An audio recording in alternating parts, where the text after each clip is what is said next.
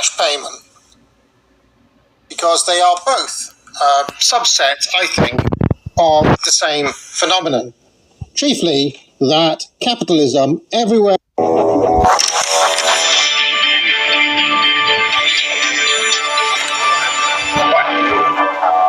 Hello everyone.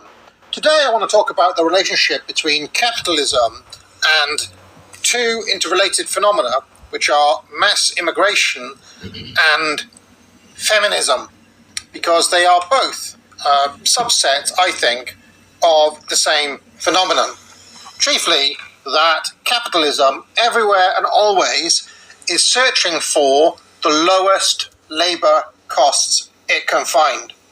Now, I am far from the first person to point this out. Of course, Marx was aware of this. Lenin, as I mentioned in a previous video, was aware of this. But before Marx and before Lenin, so too was Thomas Carlyle. And in this book here, you can see he talks about cash payment. Now, when he talks about cash payment, he's talking about the universal nexus of man-to-man social bonds, social relationships being replaced with simply cash payment. Okay? Now, when I pointed this out on Twitter, in fact, it started with an exchange between V, Romanian V, who I was talking about last week, and my buddy Carl Benjamin, Sargon of Akkad. They had some exchange on Twitter, and it just led me to intervene, where I quote tweeted Carl and said, weaknesses of capitalism include 1, permanent incentives for mass immigration, 2, permanent incentives for feminism, 3, the fact it's a universalizing doctrine that can't distinguish between peoples. I may do a whole video on that forthcoming, and 4, extreme tolerance of subversives. And in this video, I want to focus on the first 2 of those. Okay? Now, I'll come back to Carlyle in a moment, but this post upset a lot of libertarians who then spent best part of 2 days attacking yours truly. And I just want to share some of the things that came up.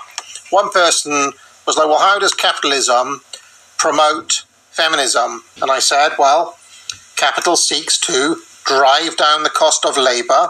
Feminism equals double the labour pool, halve the cost of labour.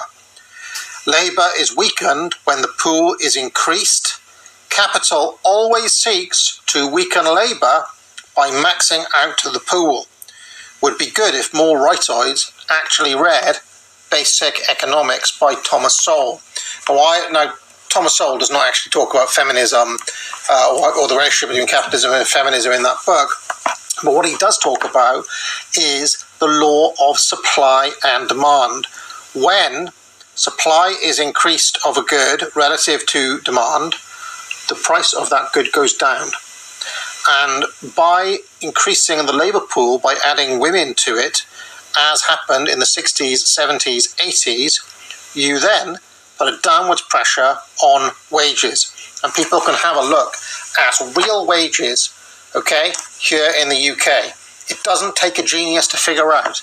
Back in the 60s, a milkman or a postman could buy a 4-bedroom house with a wife and 2 or 3 kids and have enough money to live on, okay? In this day and age, you need a man and a woman, both of whom are working, both of whom are on good salary jobs, and still they can't afford that 4-bedroom house. Part of that is the housing market, which also has its supply and demand, but a big part of it is the suppression of wages that have occurred since feminism. And this was sold to the people, this was sold to women as quote-unquote liberation. Just think now, you're being sold, being chained to a desk, answering to a boss, to a corporate overlord, and that is being sold as quote-unquote liberation.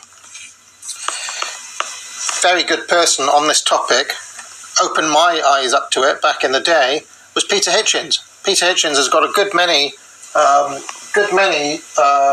bits on it in Cameron Delusion, Unconventional Wisdom, and even Abolition of Britain, where he talks about how feminism basically is a kind of capitalist ploy, all about actually expanding the labour market. The other part of this was, of course, about immigration, and I have to say, it's funny because I simply mentioned something that is just a basic rule of Econ 101, and libertarians really acted like the 2016 SJW when I pointed this out. I said, if supply of labour increases relative to demand for labour, cost of labour goes down. Therefore, buyers of labour seek to increase the supply of labour. And you wouldn't believe the amount of nonsense that people try to sell me to try to deny this basic fact. I can come back to Carlyle, because Carlyle, writing in the middle of the 19th century, could see all of this happening. He complained about 30,000 distressed needlewomen looking for work on the streets of London, many of whom had come over from Ireland. There was an immigration crisis in England in Carlyle's time of people coming from famine-struck Ireland looking for work. Carlyle called this phenomena nomadism, and it was one of the many consequences of replacing the old-fashioned feudal social bonds with the cash nexus, the cash payment. What did he say?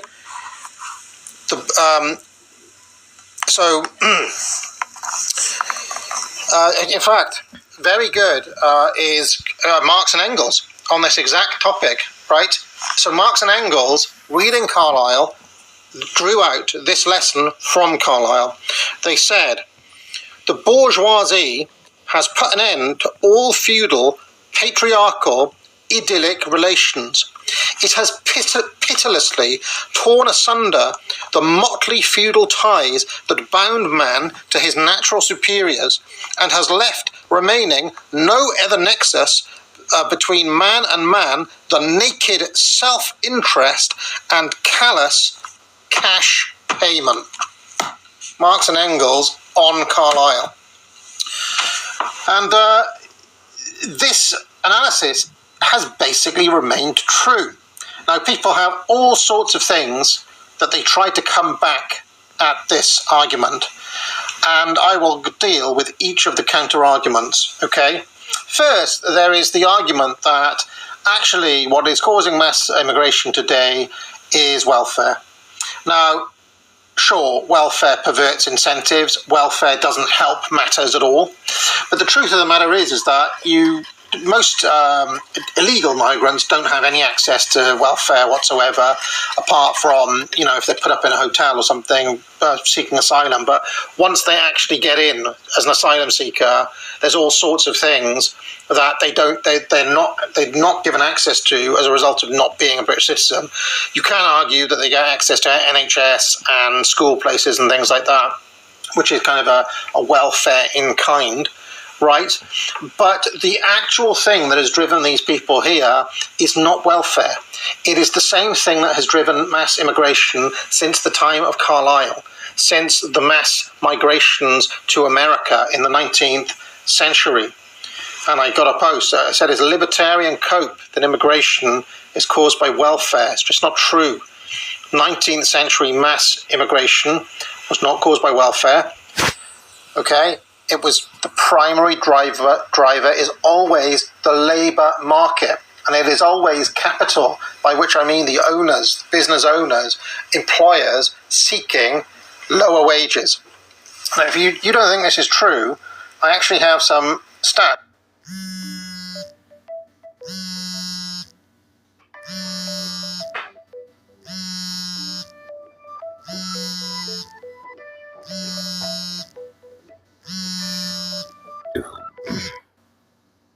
Stats that may shock you. Last year in Britain, in 2024 and 2025, there was a number of raids by Keir Starmer's government on all sorts of businesses, okay? Bangladeshi restaurants, Indian restaurants, Deliveroo. And what did they find? They found undocumented migrant workers, illegal migrants working in restaurants on £50 a week, when the minimum wage is £11.44 an hour. So you can see, clearly those people were being paid less than the legal required minimum wage. Deliveroo drivers were found to be working as many as 115 hours per week and getting less than £1,500 a month, which calculates at, in some cases, as low as £3 an hour. A lot of Deliveroo workers were working for between £3 and £5. They also found farms, big farms that supply supermarkets, where you buy your carrots and sausages and so on. Those farms were found to be employing people at below minimum wages, as were care homes. Okay? Now, the argument given by a lot of people, there's a whole industry of rent-a-gobs telling you, well, the reason they have to do this is because British people don't want to do, British people are lazy. British people don't want to do these jobs. British people don't want to, they won't get out of bed, etc. It's literally illegal. It is not legal to pay a British person less than that. And now libertarians will come back and they say, well, it's because of the minimum wage. It's not. Okay? The fact is that there's a basic threshold for how you can survive in this country. That's why they brought in minimum wage laws. If your company, if you're Deliveroo, if you're a Bangladeshi restaurant, and you cannot beat the market paying your staff minimum wage, then simply you don't deserve to be in operation. Your business is actually not viable.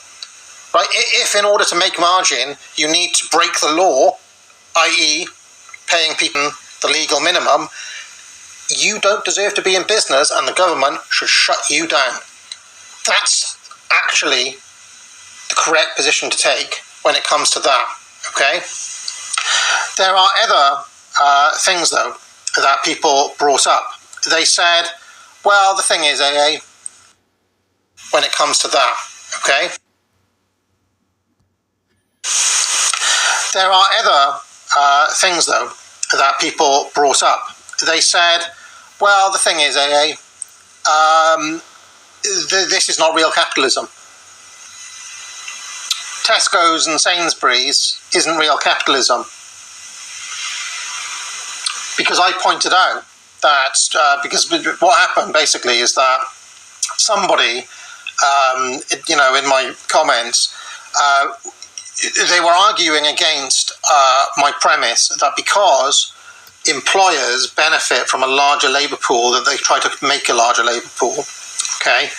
And this guy said because cheaper apples attract more buyers, stores tried to make apples infinitely abundant, thought he was being this was a gotcha. And I simply said, modern supermarkets put huge, and I mean huge, downwards pressure on farms using monopoly contracts, many of which are very unfair, by the way, to make the margins razor thin. Every libertarian attempt at a gotcha reveals how little of the real economy they understand. And because I said this, they then came back and said, using modern that's not real capitalism. This is the state at play. This is actually socialism.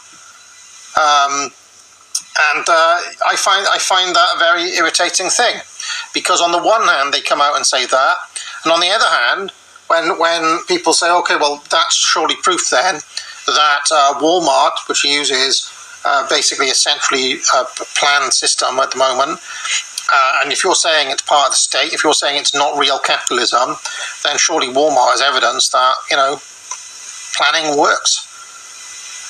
But they don't take that either. Cato Institute says, no, Walmart is not evidence that centrally planned economies work.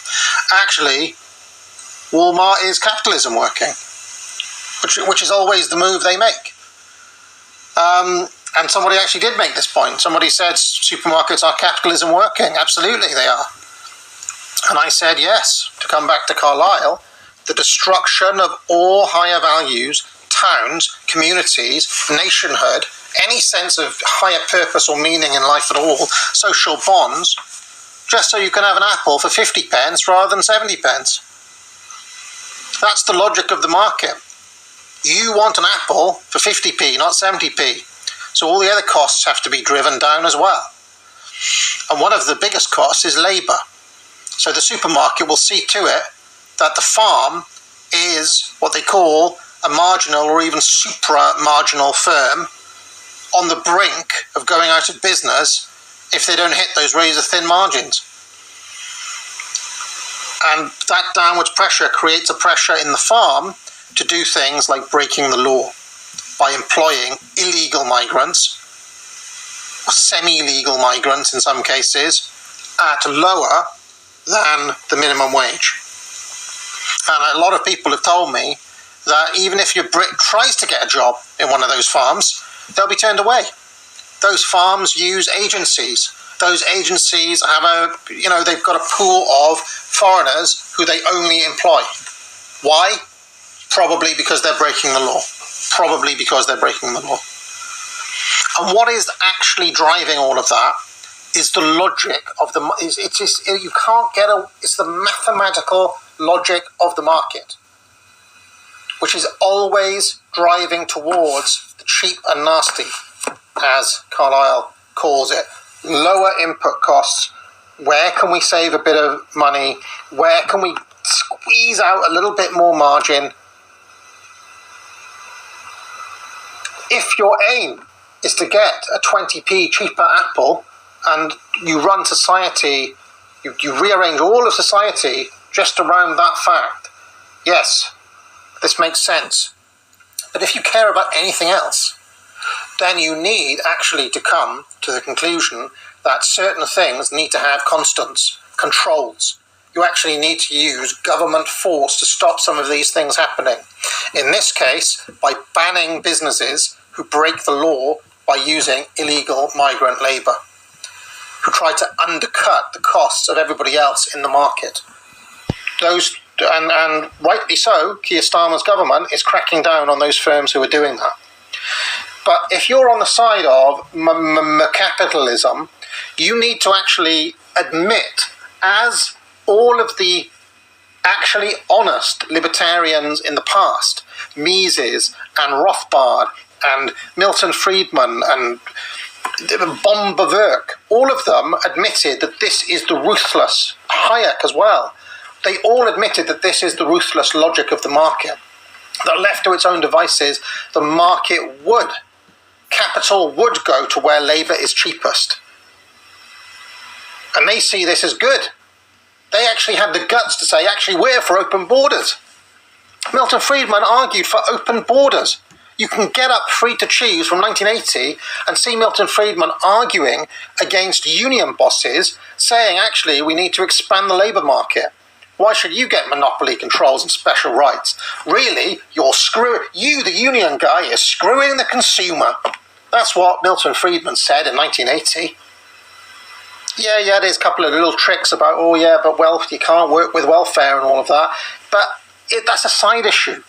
That's not dealing with the actual logic of what the market does. And because the market, left to its own devices, will always gravitate towards a vast, immense international system that seeks out the highest margins for the lowest costs. Again, another person who talked about this was Brooks Adams, who actually predicted correctly that China would dominate industry in the future in 1895, 50 years before Mao, and 70, 80 years before Deng, and 100 years before what actually happened. Brooks Adams said, because capital will always seek out low labour costs, the future will tend towards China and Asia dominating. That is exactly what happened, because it is the logic of the thing.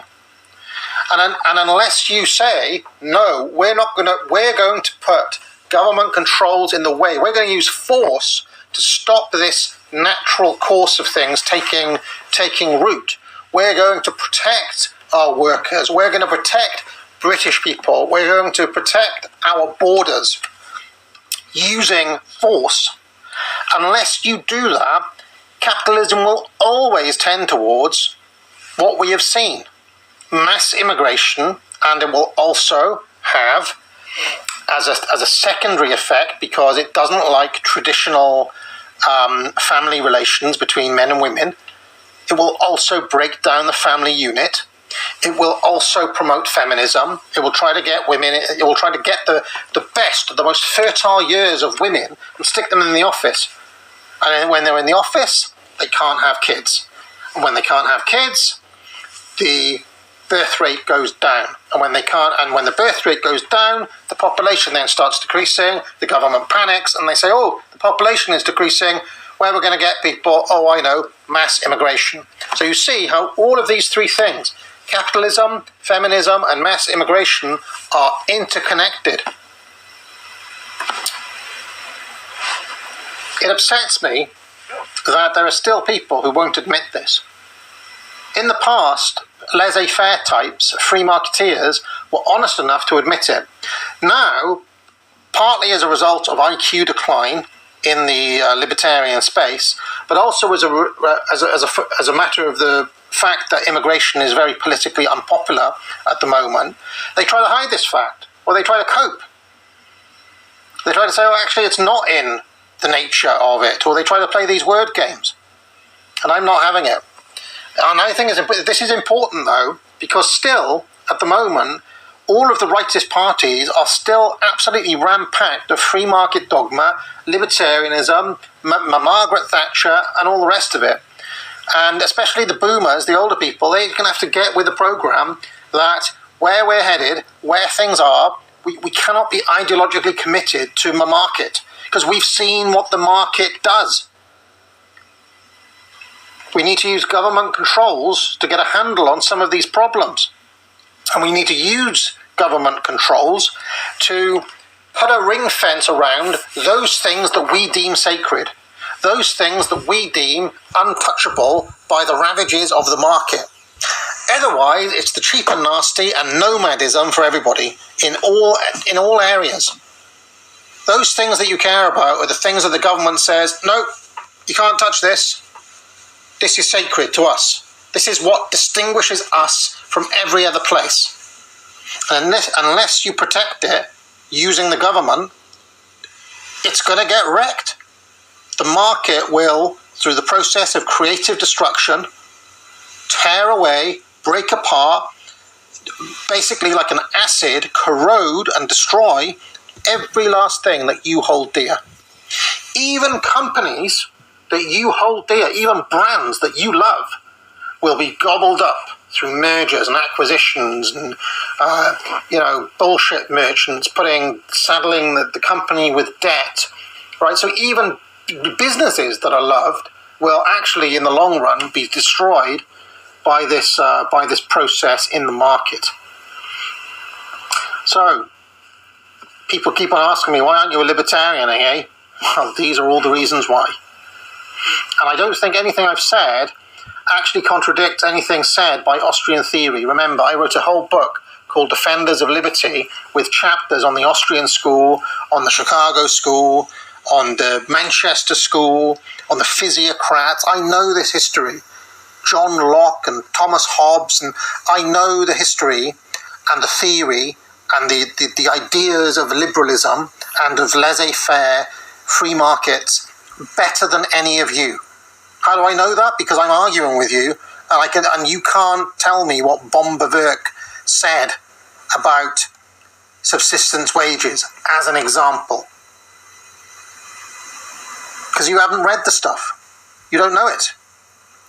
Bomberwerk was trying to argue against Marx that labour is not exploitative. Okay, well, we can accept that argument, but then he was led to conclude that, well, if people are desperate, if they don't have any other money, if they're hungry, if they're poor, if they have no other options, then actually the employer, the capitalist, can bid down their wages to below subsistence level. Bomberwick says that. What's his answer? Well, it's hard cheese. That's just the market. That's them's the breaks. Them's the breaks. Okay? That was the attitude of free marketeers in that age. Is it any wonder that the unions got together, that the governments got together, that the people said, actually, we're not going to No, we're going to get together and we're going to put in some protection so you can't diddle us over as badly as that. That's where you get your minimum wage from. That's where you get, rights in the workplace and safety laws from. Is from people saying, oh, we're not going to put up with this. You know, you basically have us over a barrel here, so we're going to collectivise and push back a little bit. Of course, all of that was crushed by the system, by Thatcher later on. If you're interested, how did I become from being a libertarian to my views now, other than reading elite theory and people like James Burnham, right, Machiavellians? It wasn't only that. It was also coming to realise some of the truths of the actual mechanisms of the market.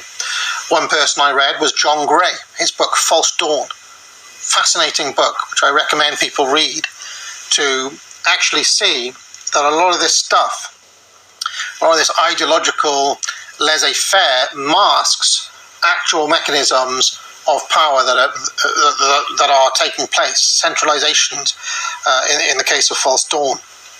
Another thing I came to realize is that laissez-faire, in a way, is the natural ruling capacity, the natural ruling ideology of empire. So when the British Empire was at its zenith, it adopted laissez-faire, and then when the American Empire was at its zenith, it adopted laissez-faire. At other times, they switched to protectionism. And they can always find intellectuals to justify what they want to do at the time. For us, right now, we have seen the consequences of actually tried liberalism, of actually lived capitalism. And look at where we are. All those things that Carlyle predicted have come to pass. All those things that Brooke Adams talked about with China taking over have come to pass. How were they able to predict that? By following the logic of the market. All right, I'll leave it there. This should be interesting. I'm probably going to have pushback from libertarians, but why not? All right, so there you go. Ghost of Niccolo, Code of Truth, Sebastian Moran, or Verdanian Werfer. There you have it. There you go. Interdimensional, shape-shifting interdimensional lizard. There you go. There's the truth about your market. Rick Perry says, Forge Gang! Rick Perry says that prostitution is promoted in the West because traditionally prohibitions on prostitution have gone hand in hand with a heightened distaste for people trafficking, immigration. Well, Thomas Carlyle was a right-wing commentator. Like Thomas Carlyle was right-wing, he was a conservative, and he was against financial transactions and money transactions. He wanted to go back to like the Guildhall bonds, like the bonds of the guild halls and the craft guilds, and like the inner trade associations of the feudal craft guilds. And he thought that that was superior to the more, what he considered to be the more promiscuous and more loosely organized central banking, central monetary systems of financial capital. He was against it. And he was right-wing. Thomas Carlyle is more right-wing than Interdimensional Lizard is. Thomas Carlyle is more right-wing than Sebastian Moran or Ghost of Niccolo. You want to talk about real conservatism? Thomas Carlyle is more right-wing than all of them. And Karl Marx and Friedrich Engels agreed with what Thomas Carlyle was saying. Let's see, your prostitution is promoted in the West because traditionally prohibitions on prostitution have gone hand in hand with a heightened distaste for people trafficking. There was more prohibitions against prostitution in Protestant countries than historical Catholic ones. There's also more barriers to homosexuality or legalization of homosexuality in historically Protestant than historically Catholic or Orthodox countries. Because France, Poland, and France and Poland, and I think some Italian states never had any anti-homosexual laws. But Prussia, Great Britain, Sweden, the Netherlands, they all had like laws and stuff against prostitution and homosexuality because of Calvinism or Calvinist doctrines. The capitalist system came from Calvinism. What is it called? Calvinism and the Protestant work ethic. Capitalism and Protestant work ethic, which talks about the connections with it. Me. So, I'm from a small town in Ohio originally. Almost everyone I knew in my little town was Republicans, conservatives, and people there were very, very religious. And I've had a lot of people, when you ask them about socialism or communism, the first thing that they say is, oh, well, that's anti-God or that's anti-Christian. So I wanted to just reflect on that for a moment because, I grew up in a Christian church. I was baptized and confirmed. And when we were getting confirmed, interestingly, we took 2 years of classes. And the first year we read the Bible. And the second year, then we learned about the Reformation, Martin Luther, and all of that. But interestingly, we read the Bible, but there's a couple verses that we missed. To the north and the south, this is one of the verses that we just missed for some reason. To the north and the south, I saw a sign proclaiming death to the weakling and wealth to the strong. Anyone ever heard that voice before? And there's another one that said, there is nothing wrong with being greedy, as it only means that he wants more than he already has. Envy and greed are the motivating forces of ambition, and without ambition, very little importance can be accomplished. Anyone ever heard that voice before? Or the last one, man is just another animal, sometimes better, but more often worse than those who walk on all fours. Four Bible verses, I guess you could call them. We never read them. And you know why we never read them in my Sunday school class in Ohio? Because they're not from the Christian Bible. Those are from the Satanic Bible written by Anton LaVey. But I do have here with me the actual Bible, and I'll read you what the actual Bible has to say on the issue of socialism. Go now, ye rich, and weep, and howl for your miseries that shall come upon you. Behold the hired laborers you have reaped in your fields, which you worked for by a fraud. And there was a multitude that believed and were of one heart and of one soul. And neither said any of them aught to of things which he possessed, or his own, and they had all things in common. And neither among them was lacked, for as many possessors of lands and houses sold them, and brought the prices of the things that were sold. And distribution was made unto every man according to his need. Wow. Acts chapter 5. Yeah, and one more. He hath showed strength with his arm. He hath scattered the proud in the imagination of their hearts. He hath put the mighty down from their seats and exalted them of low degree. He hath filled them hungry with good things, and he has sent the rich away empty. Now, I know there are people here tonight who are Christians. I know there are people here tonight who are Jewish. There are people here tonight who are Muslims. There are people of no faith whatsoever. And that's all fine by me. I think religion is a personal matter. It has no place in American politics. However, I'm reading that simply to point out that this notion that one has to be a follower of Jesus, one has to believe in capitalism. This is false. In fact, I would say, based on what I just read you, there is no reason that any follower of Jesus Christ should defend a system where profits come before people.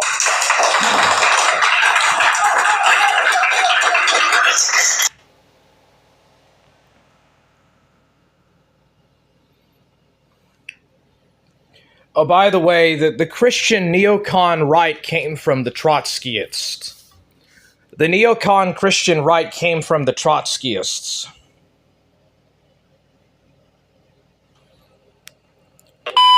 She said, I'm a Christian and a Marxist. And I thought, no.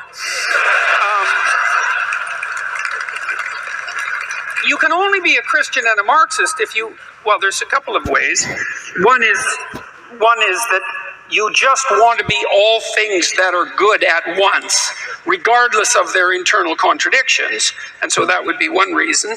And another reason would be that you don't know anything about Christianity. That's a hasty generalization theory. That's a hasty generalization fallacy, and that's a straw man fallacy, and that's a tu quoque fallacy. Or Marxism. He seems to think that the idea that anyone could possibly be both a Marxist and a Christian is just idiotic. You'd have to be an idiot, an utter fool, to possibly think there could be any common ground between the teachings of Jesus Christ and the teachings of Karl Marx. Now, what's ironic about this is this reveals how utterly ignorant Jordan Peterson is about world affairs. Nicaragua currently has a government led by the Sandinistas. The official slogan of the government is Christianity, socialism, and solidarity. In Venezuela, the president who led the country on the road toward socialism, Hugo Chavez, and his successor, Nicolas Maduro, are both Roman Catholics who frequently quote the Bible in their speeches. Evo Morales, the socialist leader of Bolivia, met with the Pope and presented the Pope an object that was a hammer and sickle on a cross. The leader of the Russian Communist Party, the second largest political party in Russia, Gennady Zyuganov, is himself a Russian Orthodox Christian. And in Russia, you will find many Russian Orthodox churches that have images of Stalin. The Russian Orthodox Church frequently says positive things about the Soviet Union. Furthermore, in his autobiography, Fidel Castro wrote, "If people call me Christian, not from the standpoint of religion, but from the standpoint of social vision, I declare that I am a Christian." So all of these people around the world, the Russian Orthodox Christians who vote for the Communist Party, the socialists of Nicaragua, the socialists of Venezuela, the socialists of Bolivia, Oscar Romero, the great priest in El Salvador who was murdered, all of these people are just fools and idiots, according to Jordan Peterson. And there's the idea that that Marx had, that religion was the opiate of the masses, which doesn't exactly sound like. I've always thought religion was the opiate of the masses, but communism, Marxism was the methamphetamine. No one disputes that Karl Marx was an atheist, but Peterson is not reading you the entire quotation from Karl Marx. If one reads what Marx actually said, he says, "Religion is the heart of a heartless world and the soul of soulless conditions. Indeed, it is the opiate of the people." So he's deliberately misrepresenting a quote because he has no idea what he's talking about. Criticism of religion disillusions man so that he will think, act, and fashion his reality like a man who has discarded his illusions and regained his senses, so that he will move around himself as his own true sun. S-U-N. Yeah, well, that's Marxism in a nutshell, all right. I mean, that's the fundamental definition of pathological narcissism, so that he will move around himself as his own true sun. Right. Religion is only the illusory sun which revolves around man as long as he does not revolve around himself. That's the sort of poem that would be written by someone who revolved around himself as his own true sun. And here he is, yet again, not understanding the words he is arguing against. It's very clear in that passage that he just quoted, Karl Marx is not referring to an individual person when he says man. He's referring to human beings overall, human beings as a collective entity. There was actually a painting painted by the very famous Marxist Diego Rivera called Man, the Creator of the Universe. It seems here he's not ranting against Marx. Rather, he's ranting against Ayn Rand and Anton LaVey and Milton Friedman and the various adherents of free market capitalism who believe in selfishness and individualism. Well, I think Peterson should examine his own beliefs and whether or not they are truly in line with the Christian teaching. He should read Genesis chapter 1, verse 27, where it says that man is created in the image of God. He should furthermore read the book of Matthew and read about how Christ said the last shall be first and the first shall be last. He should read the book of Acts and learn how the disciples of Christ held all things in common. and many were in awe of the wonders and signs they performed, making sure that none were without, and distributing according to need. Peterson seems very committed to defending the capitalist system and the idea that we should have an economy centered around profits. However, many places in the Bible it makes clear that the job of the worker is to produce for those in need, and that it is labor that creates all wealth. Many places in the Bible it also condemns the practice of lending money at interest. So I think Peterson is just wrong here. And those of us who are really truly interested in Jesus' message and in Marxism should do further investigation into the possibility that these two beliefs can certainly overlap. All right, so prostitution is promoted in the West. It's because it's propped up by the market, Rick Perry. Prostitution is propped up by the market. Prohibitions on prostitution have gone hand in hand with a heightened distaste for people trafficking, immigration, and a curtailing of women's sexual self-expression, promiscuity.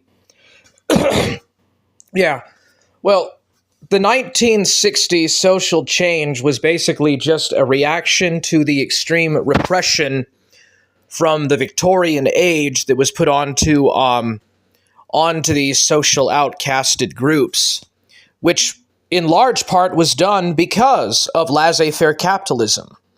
It was just a reaction to laissez-faire capitalism and to the repressions that the Victorian age brought in with it.